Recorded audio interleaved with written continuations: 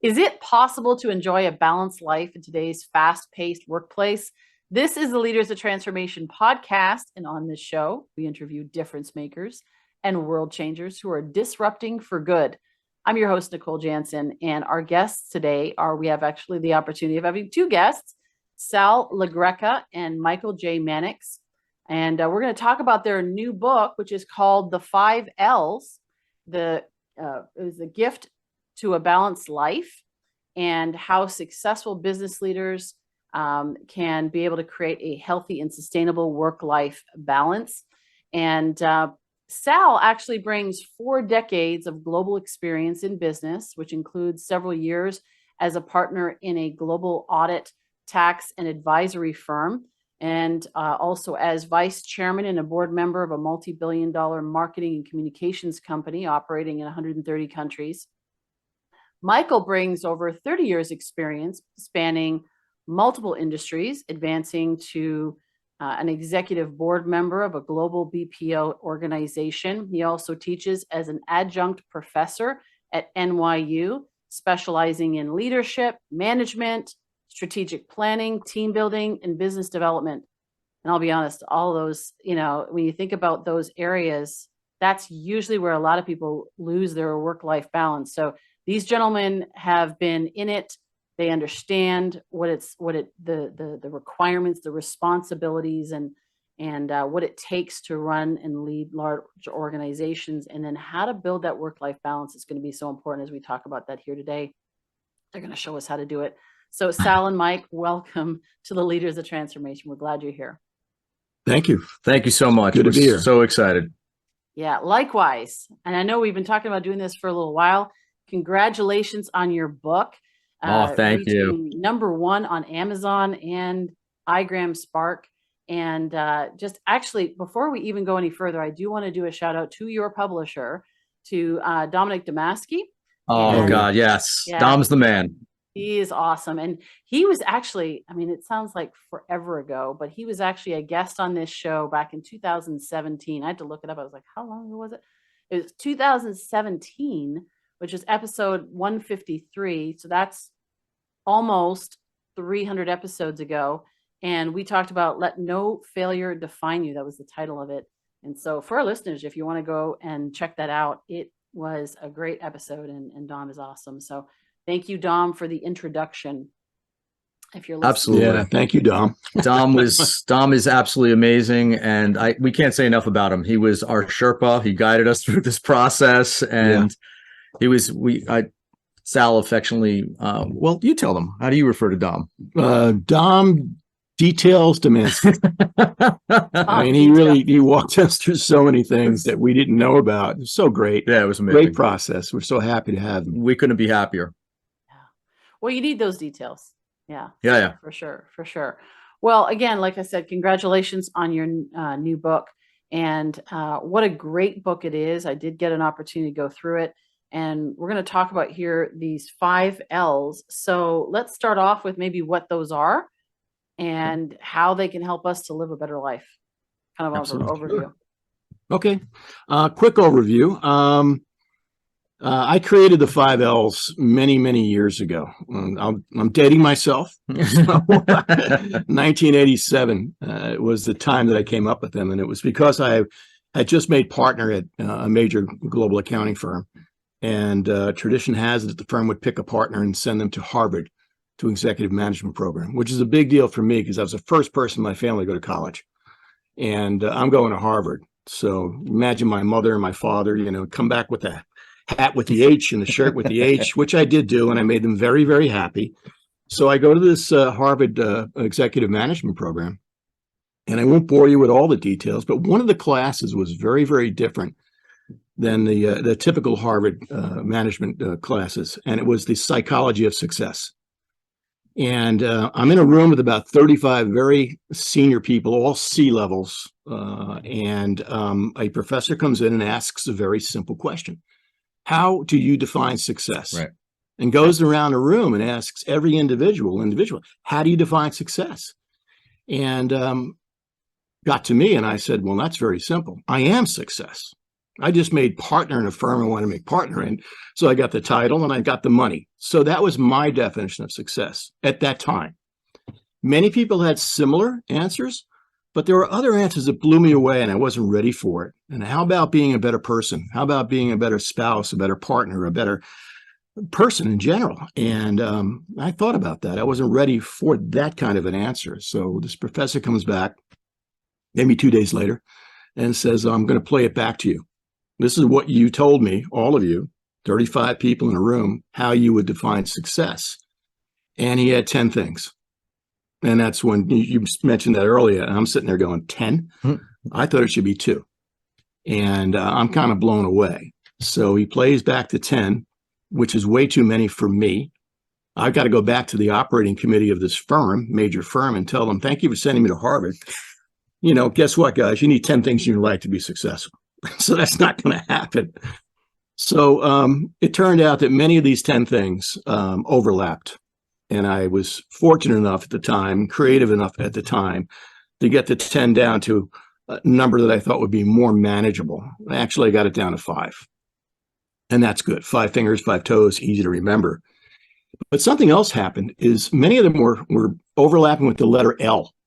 And I said, that would be really cool if I got all 5 to begin with the letter L. And that would be really easy for me to remember because that's the beginning of my last name. So that'd be good.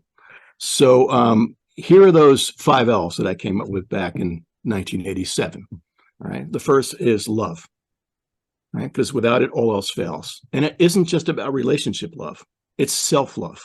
So you need that in your life. That's the first L. The second L is laughter. Do not take yourself too seriously in life because you know what? You're going to make mistakes and you're going to fail and it's okay. It's okay. That's how you learn. So you have love, laughter. Third is labor. As human beings, we are wired to work, wired to produce. So if you are going to produce and going to work, why not do it with passion and purpose? So we have love, laughter, labor. The fourth is leisure. You got to find time to disconnect and recharge your batteries. Mike and I call it the me time. Find your me time, whatever that might be. But you got to do that, and you got to do it all the time, almost every day. So you have love, laughter, labor, leisure. The fifth L of the 5 L's, which for many people is the most difficult of the 5 L's, leave. Leave. Know when it's over. Know when to pivot. Know when to adjust the sails and move on. And that could be anything. It could be a job, a relationship. It could be a decision that you're living with, that it's time to let it go. So that's the 5 L's: love, laughter, labor, leisure, leave. Alone, each L has purpose, but together they have power. You have the 5 L's in a balanced fashion, and you pretty much can get through anything, any kind of crisis in your life. And that's an overview of the 5 L's. And it's helped me. And I got to be honest with you, over all these years, being a creator of them, I didn't use them all properly at times. And I did fail. But it was getting them back in my life in a balanced fashion that got me through that crisis. And that's the 5 L's. Well, and when you said leave, I thought, man, that is the hardest one for us to do oftentimes, because I hear a lot of times leaders, they say, I feel guilty, like I'm done. Even a company where they've built up this company, I think of one of our guests that was on a number of years ago, and he said, you know, I built this franchise for youth sports industry, and they were number 1. And he said, I was just like done, you know, but I felt guilty that I felt done, you know, and so there was this struggle. And finally he said, I got to go. I got to let somebody else take it from here into the next level. And so sometimes we think that we're doing the right thing by staying, when actually the very best thing we can do is leave and let somebody else take it on, or just move on entirely if it's a relationship, or let them move on to someone else. You know, so that was profound. A lot of the other ones, it was like, yeah, that makes sense. That makes sense. And I was like, ooh, that is so important. And I'm glad that you included that. Now, before we dive further in, Mike, how did the two of you meet? Well, it's actually an interesting story. It's actually a pretty funny story too. So Well, Sal and laughter I is met- one of the 5 L's, so that's good. It is actually It it's is. very important too. And just to back up for a second, to your point about leave, we get asked a lot, which is the most powerful of the L's, and it's really about having them all in balance. But what you'll notice, and if folks read the book, is every L loops right back up into self-love, right?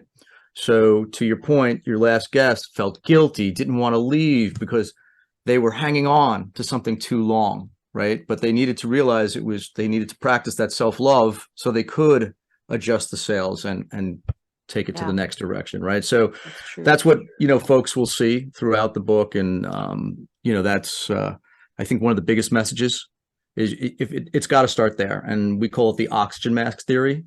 So if you've ever been on a plane, when the oxygen mask drops, you have to put it on yourself first, not the person next to you, because at the end of the day, you are no good to anyone until you take care of yourself first. And Right.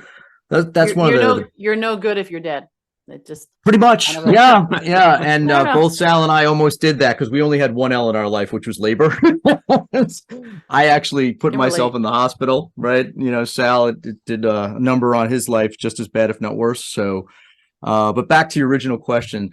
So Sal was having a dinner party at his house, right here in Manhasset in Port Washington. Beautiful, beautiful house right on Manhasset Bay. Gorgeous summer night. And we had been invited over for a cocktail party that Sal was hosting. We didn't meet yet. We hadn't met. I didn't know Mike at the time. Yeah. So actually, so my wife Bonnie and Sal's partner Debbie know each other, right? So Sal and I had never met. We just met that night, and Sal's phone rings. It was like a Saturday night, right? Yeah, Saturday night, and he looks down at his phone, and you could tell it's like he looking. Oh, that's not good. Why am I getting this phone call? And it was someone that would have never called him on a Saturday night. And, Sal excused himself, said, "So I'm sorry. I would never take this call, on a Saturday night, but this is someone who would never call me, just if you could just give me a few moments." So why don't you tell him about the call? Well, yeah, it was a call from someone who worked for me. And I took the call, went inside, and I said, "Max, what's going on?" He goes, "I hate to bother you. It's Saturday night. I know you must be busy, but I'm resigning." And I said, "Oh, I didn't expect that, Max. Yeah, I am busy, but tomorrow, Sunday, I'll give you all day. Let's talk about it, talk it through, and see what's going on." So I, come back out on the deck, and Debbie sees my face, and she goes, "What happened?" I go, "Max just resigned." And she goes, "Well, that's your last L, Captain Obvious." Right. Leave. And he goes, "What is a last L?" Yeah. So then I explained to Mike at that point, exactly as I explained to you, the 5 L's, not knowing that Mike is an adjunct professor of leadership at NYU, and he's a leadership geek. Total so geek. He hears the 5 L's and he starts jumping up and down and go, "Oh, this is fantastic. Wow, this is so great. You got to write a book." Yeah. And I go, "I'm not writing a book." Didn't go over so well. I said, "I'll read a book, but I'm not going to write a book." Yeah, that's about right. And that's what happened. It's like, have another drink, Mike. Yes, I did say that. And within about 3 or 4 days later, remember, Mike's working in Manhattan, and he's coming home, and he comes by my house about 7:30, 8 o'clock one night. And he's got whiteboards. He's got all this stuff. He goes, "You're going to write the book, right?" I go, "Come on in, Mike. Sit down. Let's talk about this." I stalked him a little bit. And it's a true story, though. and we started talking about the book, and he's got all that science background, and he can support everything that we do, because the book is not just theory, it's tools. Right. It's real tools. And that's what I said to him, like, "Why don't you co-author this thing with me?" And that was 3 years ago. It's been a labor of love, and now we have a best seller. So It's blowing us away. it's pretty crazy. Yeah. It's pretty crazy. I love it. Amazing. And I think the best part for us too is, the book is where we started it, but we realized very quickly that that was just one tool to get it out. Because both Sal and I, we've had our careers and all that stuff, but for us, and you and I chatted about this earlier, for us, the true measure of success is really about the lives you touch and leave for the better, right? And helping people to have a better life. And so I left my career to do this full time, and Sal came out of he's been repurposed, came out of retirement, as he likes to say, been repurposed. But for us, we realized very quickly that we wanted to be able to do this in person, because it makes, it's such a different impact, right? books are great, not knocking the book, but when you're in front of a group and you're actually able to give them the tools and you get them excited about it and give them something they can really use, it's been amazing. And we've been lucky enough in the last 3 years to have been teaching this all over the globe. And it's just been literally, we always say it's definitely been something that's been guided from above. There's someone looking out for us. Definitely God's hand for sure. And so that really helped us too, because then when the book finally came out, we already had a large population of people that have been through our classes. And they really wanted to be able to share it with friends and family. So that's one of the reasons why, we climbed so quickly. I mean, within the first 2 weeks of being released, we hit #1 and we were just blown away. And the thing too is crazy is, as much as we've had our careers, I am having more fun doing this, and I love it more than I've done anything else. And the fact that you can actually have an impact on people's lives and change them for the better, I didn't know that was possible. I mean, I had this 5 L's in my head for all these years, but to be able to get it out there and mention what people have done with the 5 L's from our classes. Oh my! This just makes me speechless. It's unbelievable. I mean, it never like ceases to blow us away. So at least one person after every one of our sessions, trainings, or keynotes comes up like in tears, just hugs us and like, "Oh my God, I needed this so much. You changed my life." And as Sal said, this for us, when you hear you hear the 5 L's, everyone's like, "Oh, that's fluffy. It's feel good." No, it's not. There's a lot of science, data, and tools underneath everything. We go deep in that, as you've seen in the book. So you're really giving someone something they can actually use. And we've had just 2 recent things, which is just, I think you'll enjoy. First one was we had, a training session, and there was someone in our class that was getting married. So this training session was on a Tuesday, and she was getting married on a Saturday, right? So the following week, we're meeting with our client, and she pulls us aside and she goes, "Do you remember Kelly?" And I said, "Yeah, Kelly was getting married on Saturday." Well, she changed her wedding vows to put the 5 L's in it. And literally it was that Saturday. Yeah. So she wanted the 5 L's in her wedding vows. So Sal and I are like, "Oh my God." And we had another person just recently who said to us, and this one was incredibly emotional for us, single mom in a very high stress job. Very high stress job. Thank you, COVID-19, for making it even harder for all our healthcare professionals that are out there. And she came up to us literally with tears and said, "I'm a single mom. I'm going through a really, really rough time at home and in my job. And I was in church on Sunday, and I was praying to God to give me direction. And you gave that to me." She holds up our workbook and goes, "You gave me the tools. Gave me the hammer and the nail to be able to get through this. You've really given me the tools." And the 2 of us were like, I'm getting goosebumps right now talking about it. It's really it's just incredible. Blows you away. Yeah. Well, that's what it's about. That's what it's about. And that's where when like you have a system, something that works for every single person, they can apply it to any situation, and you can make that kind of difference. Yeah, it's like, we're done. We can just go home now. That's exactly right. Yeah. You just said something that's really, really, really impactful. And we didn't realize it at the time. But the 5 L's, its application is to anyone and for anyone. Every age. What I like to say, it knows no boundaries. Yeah. And one of the individuals we interviewed for the book is the CEO of a local Girl Scouts. And she said to Mike and I during the interview, I love this. This is amazing. You got to get this out there to other people, not just the leaders and executives, but to the future leaders. And that blew us away. I said, "Oh my God, she's right." So and it does apply to everybody. It doesn't matter what stage you are in your life. You need to have the 5 L's balance. It led us to a point where we're actually doing an illustrated children's book of the 5 L's, just throwing it out there based on that. I get it out there for the young people. And you're the first to hear that. You're the first to hear that. Well, here's your confirmation, because I was thinking that very same thing as I was listening to you, and I was thinking, man, if we and you talked about labor, right? You were the 1L, person, both of you. And I was as well. Like, I knew labor, that part Mhm. I had down. And when you're in your early 20s, and even I know to my mid to late 20s, I thought I was invincible. And, Oh yeah. you're like, I got this. I mean, Yeah. 120 hours a week, piece of cake. And Right. I didn't think anything of it. And if you could get this information in to young people so that Oh, they yeah. can set their life up ahead of time for this, then they don't have to fix the, Oh, that's the, you're spot I mean, on. all the therapists are going like, hey, wait a second, that's our business. No, but Yeah. you can save a lot of trouble, right? Mhm. And the divorce courts would be a Yeah. lot less busy. It's like, it's literally that powerful when you think about how all of these things work together to be able to create a life. And honestly, like, when you talk about balanced life, I always like, I don't know, is it balance?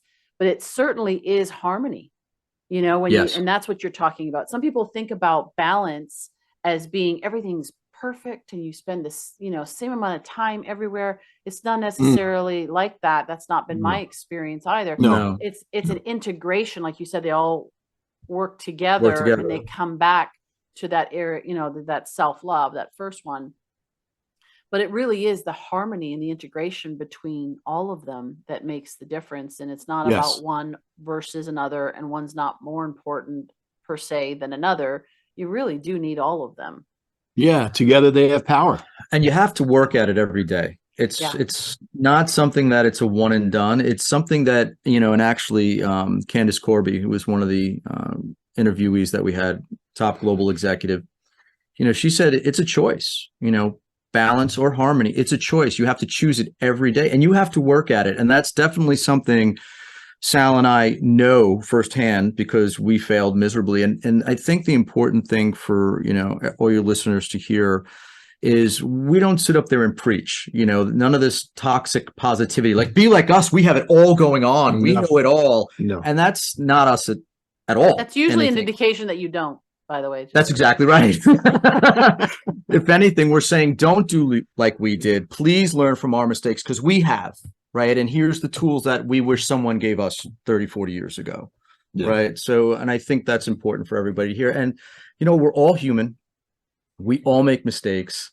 And nobody, I don't care what your social media looks like or what you're putting out there, nobody has it all. There's always something under the covers. There's always something that somebody's struggling with. And you just need something to help you get through the day-to-day sometimes. And that's where the 5Ls come in. And you have to, stay focused on your balance. And Sal and I even put together a self-assessment for folks, right? Because you're like, well, how do I figure out my 5Ls? And they'll see that. Do I have balance? Do I have balance? Yeah. And where am I lacking? Where Right. do I need to work on it? And in the back of each chapter, we gave questions and there's a little tool for everybody. But we also made the decision to invest in putting it online. And there's actually, if people check out our website, there's actually an online little self-assessment they can do, and it gives them a bar chart on where they are. Yeah. And this is something they can do every day. You save it to your phone and just do it where am I today? Why do I feel off?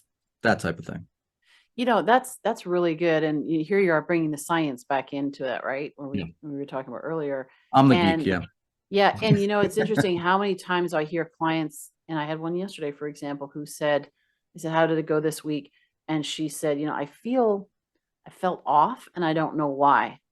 Right. But for sure it's one of these 5Ls. And it was Right, yeah. it was the self-love, right? Yeah. So not self-care, taking Right. care of herself. And so, when people go, I don't know, what am I supposed to be? Like, now they're shooting in the dark thinking, well, is it this? Is it that? And the word that comes to mind is calibration. They can recalibrate every single day.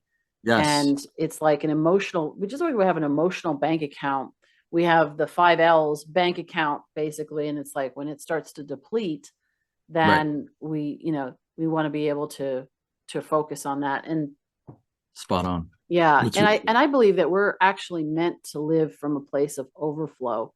I was talking to somebody about this recently, because a lot of people think, oh, I just need to top it up. I just need to get to that point of that's like the survival, right? Oh my Right, gosh, right. I die down here, but if I can just get back up to full, I'd be great. But I Yeah. think we're actually meant to live in overflow. And Totally so, agree. even just as you're talking about with these 5 L's, how they work individually, they have, they have purpose, but Yes. together they're powerful. It's that idea that when you put them all together, and then you get the overflow. So That's right. you can survive and be Spot on. good, but it's more than that. That's what we're meant for. So Yeah. it's really cool. Yeah.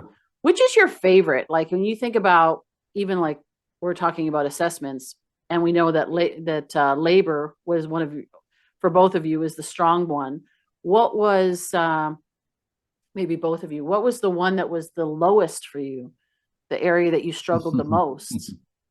And how did you? And maybe some practical tips, 1 or 2 practical tips of how you topped it back up again and got it to a point of being healthy. Great question. I could probably say every one of them, but love for me was something that I didn't have my self-love. I got myself so wrapped up in my labor that I didn't take care of myself, and I was really lacking in that. And I'm gonna kind of like bring a couple of things in here for you. So that was, for me, was tough. If I had my true self-love, I would have moved on and done something different than just spending 65% of my life running around the globe and watching a marriage fall apart and becoming an absentee dad. So I did not have my labor on a relationship. So I'm not really answering your question directly, but they all intertwine.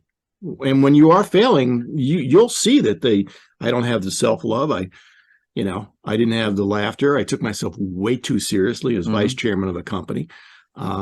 Labor, I had that work-wise. I didn't have labor on relationship. I didn't have it. I lost my family, basically. And I'll tell you a story about how I got it back. Leisure, forget it, never took any time off. And leave, it goes right back to the love, to Mike's point earlier. Leave, I should have changed a long time ago, but I did not do that. So I was lacking in the self-love part of that. But I will tell you, Nicole, it took me, happily to say this, maybe 12 years of working very diligently on my own 5 L's to get my relationship back with my son. Yeah, because I had lost it. And now a day doesn't go by I don't speak to him. Every day. I got 4 beautiful grandchildren. So it does work. Yeah. I'll tell you that. You got a story yourself, or? Yeah. Oh yeah. I mean, well, not to say ditto, but I think the question you asked was, which is our favorite, right? Yeah. The one that was the lowest, maybe that you needed to, could be your favorite, the one that you liked the most, or the one that it was the lowest that you had to work on the most. No, absolutely. So to Sal's point, and when we talk about labor, people automatically think a job, right? But as they start to get into the book, or if they ever sit through one of our trainings or one of our keynotes, labor is about finding something for you, something that gives you passion, something that gives you purpose, something that develops you. Laboring on your relationships, laboring on something that gives you fuel. It's not just a job. That is part of labor, but it's also not defining yourself by your job, because to your point, a lot of people do define themselves. This guy was one of them, all right? Define yourself by your job. What happens when, if the job downsizes and you get let go? What happens to, how do you look at yourself as a person? Because you defined yourself by your job. Also, if you drive yourself into the ground and end up in a CCU like I did, company's going to go on without you. I know that's hard for a lot of type A's. Again, thumbs pointed at myself, to believe, what, that can't happen. Yeah. Oh yeah. No, they're going to go on without you. So, why don't you take care of yourself? And I had to have a doctor yelling at me to tell me, finally get that through my head. But that's all I had to, just like Sal. And because I was, as I had mentioned to you when we first met, I didn't grow up with money by any stretch of the imagination. I worked my tail off, and almost to death, literally, for everything that I have today. And my father was all about, Mike, stop it. The true measure of success is the amount of lives you touch and leave for the better. And That didn't sink into my very thick skull for way too long. And I want to say decades, until unfortunately lost my father too young to cancer, which he fought for 2 years. And it wasn't until at his funeral, when each one of these thousands of people that showed up, I've never seen a wake like this in my life. And most of them were his students, because my dad was an adjunct as well too. People he hadn't seen up to 40 years came up to me and said, "Your dad changed my life." And I was just like, oh my God, each one of them, it blew me away. And that was my epiphany. And when my life started to move into a different direction, and I started teaching more and working more on my 5Ls and didn't even know it at the time. Right. But to Sal's point, I think there's two things that I'd like your listeners to hear. Number one is self-love is critical. You're never going to have balance in your life. You're never going to have any type of balance in your 5Ls or recalibration if you don't take care of yourself first. And people say, well, oh my God, that's selfish. No, actually, it's not. You're a better person for everybody else if you take even a few minutes out of the day for you. You need to do that, right? So you have to have something, and then you'll see that throughout all the L's. But I also think a lot of folks need, and this also permeates into laughter, right? Don't take yourself too seriously. If I ask people, who's your biggest critic? Everyone says, oh, myself. Well, why is that? And at the end of the day, it's because you care too much what other people think. So you need to stop that, right? You need to be your biggest cheerleader, not your biggest critic. And then the same thing with labor. You got to labor on yourself. And leisure, making sure that's important to you, your me time, and looking at it as an investment in you. Because I worked for a company that I got 23 days, forget about holidays. Okay. I got 23 days that I could use, and it was use it or lose it. I left 22 of them on the table every year. One of them was because I was just so sick I couldn't make it in. Other than that, I was coming in while I was sick. I mean, please keep in mind this was pre-COVID. Don't anyone get like mad at me for saying that, but back in the time, right? And then leave. What a lot of people don't realize too is leave and change, and they get mad at themselves because they procrastinate or they don't make change in their life. We're actually pre-programmed to avoid change from prehistoric times, because change way back then was scary. Anything that's scary meant danger. Danger meant you were going to get eaten by something. Okay. So you go into this fight or flight mode immediately. But once you realize that that's the way you're programmed, you stop beating yourself up and you start putting things in place that can help you make the change, like real tools. So just like Sal said, and not to say ditto, I think number one, it all goes back to self-love. I didn't have that. And you know what? The other thing too, and I realize it, I didn't think I was worth it.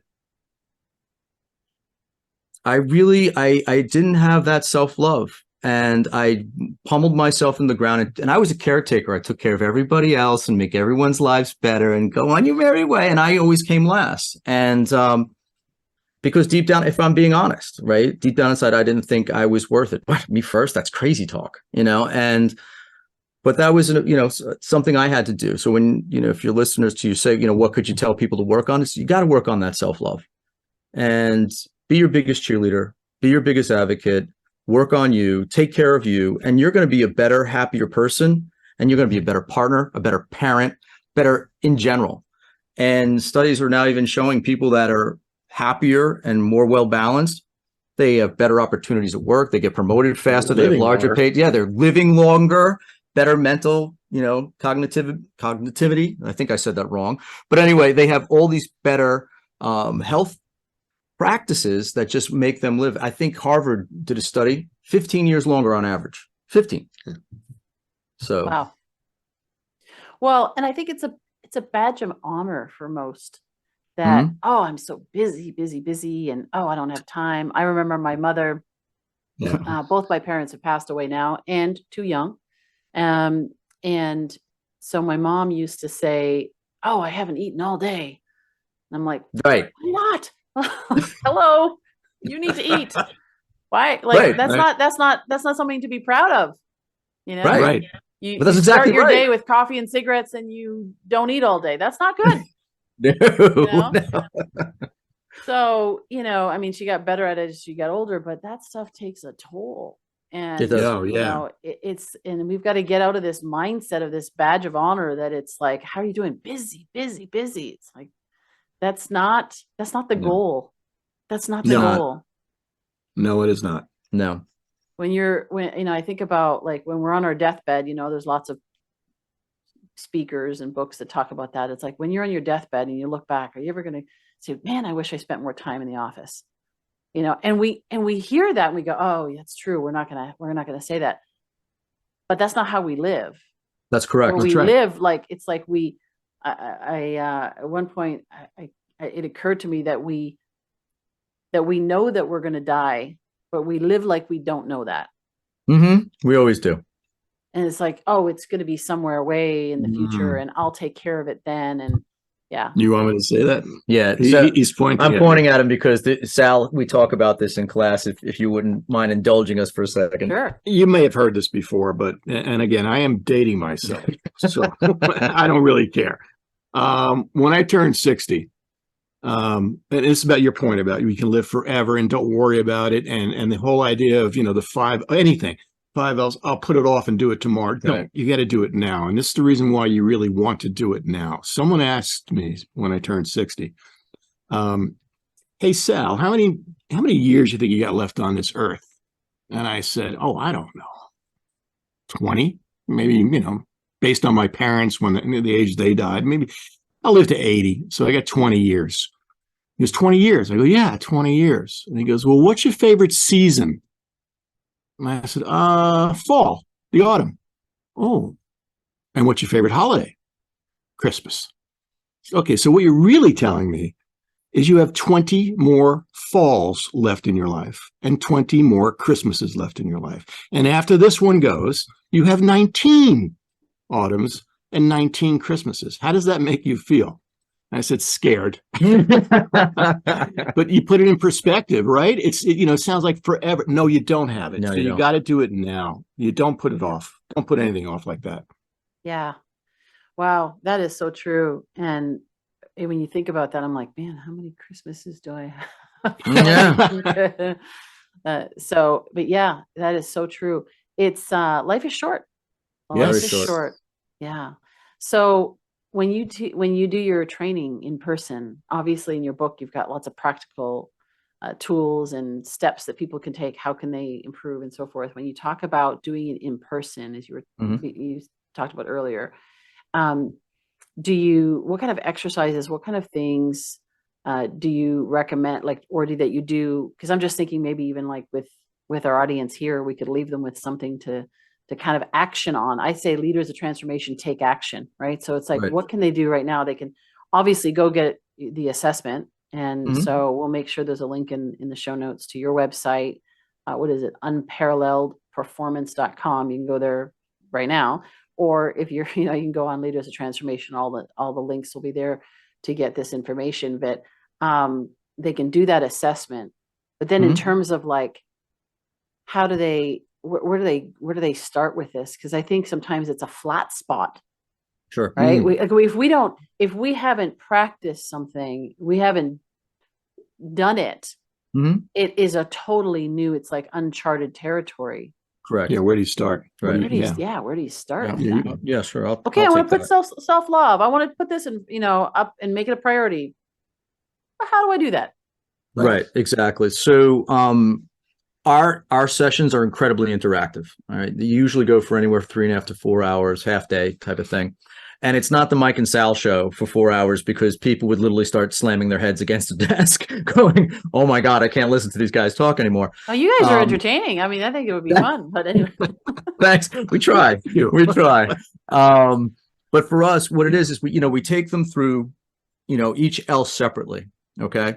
And then we get everyone engaged throughout, a lot of conversation. There's people, asking questions. We even bring folks up and they, help us do things on the board and all kind of fun things, which, you'll see in the book. But at the end of each L, what we do is we break everybody up into teams, and your listeners can do this on their own.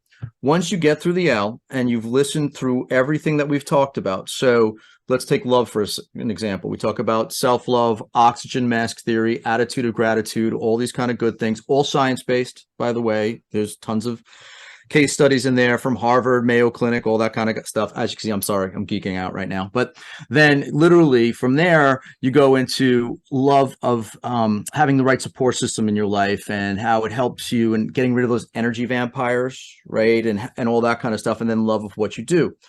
So what we do is we say, okay, each team has go up on your board, draw a line down the middle, okay? And on one side, write personal, and on the other side, write professional. And then it could be, usually it's 1 to 5, all right? So we want them to come up with 5 ways that they're going to implement what they just learned in their personal life and in their professional life. And some of them do overlap, right? So they do this, and you would be blown away by some of these great creative ideas that teams come up with, because it's, multiple minds are better than just one. Okay. You're always going to, yes, as long as you're listening and being creative. And what also happens is they come up with these incredible lists and everyone presents them. And I tell you, each team is, everyone's like, oh, claps, and it's all very warm and fuzzy and everyone has a good time. But then right after they do that, we actually put up our recommended to-do lists, right?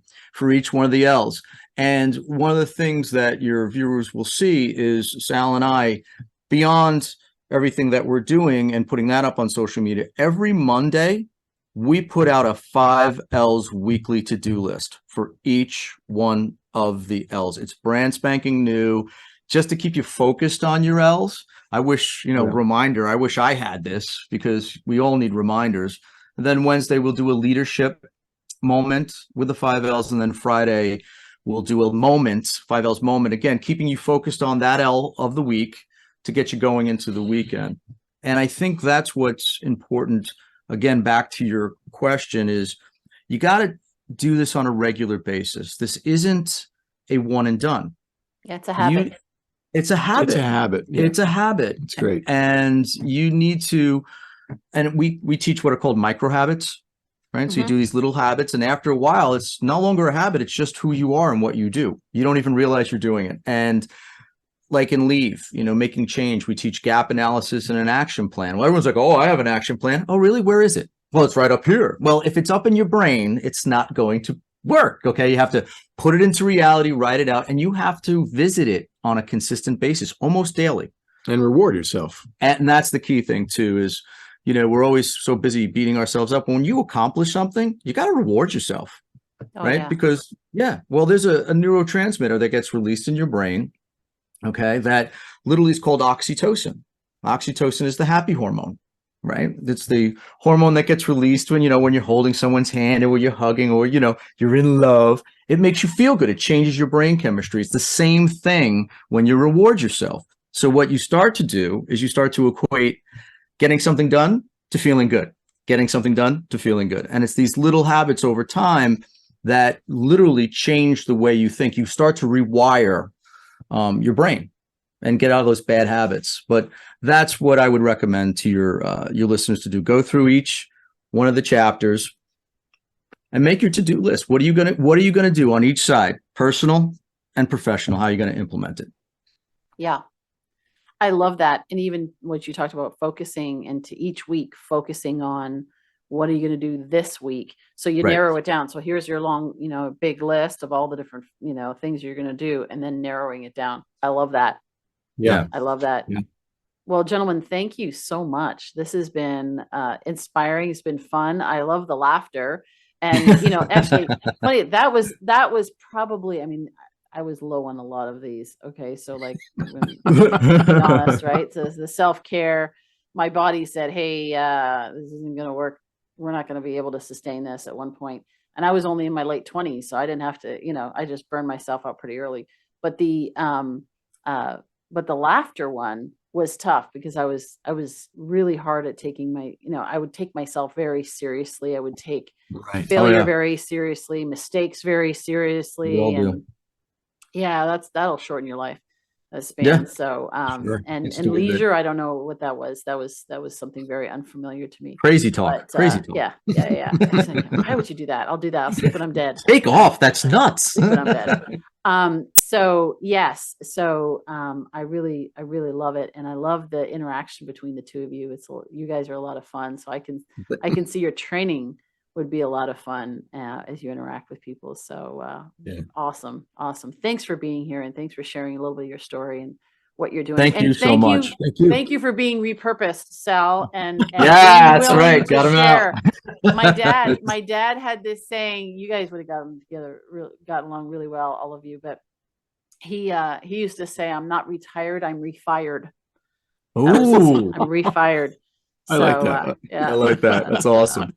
But anyway, Yeah. thank you so much. And for our listeners welcome. and our viewers, I would encourage you to get a copy of Sal and Mike's book, The 5 L's. It is available on Amazon, and it is a best-selling book now. And not only for yourself, we were talking about it before we started the interview, but get it for the young people. Imagine if you could have the young people learn this information, your kids, your friends, like somebody that maybe a Christmas gift or a Hanukkah gift or whatever, Yeah. give Yeah, is exactly. something, birthday gift is give them the gift. Ooh, and it actually says that right here. They're giving them the gift of a balanced life and the tools to be able to create a balanced life as we go into the new year.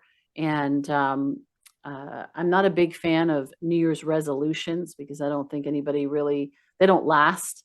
But I am a No. big believer in developing new habits and making a Yes. decision and a choice of the new habits that you want to develop in this new year. And so I would encourage you to do that. And we'll make sure all the links are in the show notes as well on Leaders of Transformation. And we'd love to hear from you and how this has impacted you. And if you've got stories around this, we'd love to hear them. And of course you can find us on social media and all that good stuff as well. So again, thank you for being here, and thank you for listening. Thank you for watching, and we look forward to seeing you on another episode of Leaders of Transformation real soon.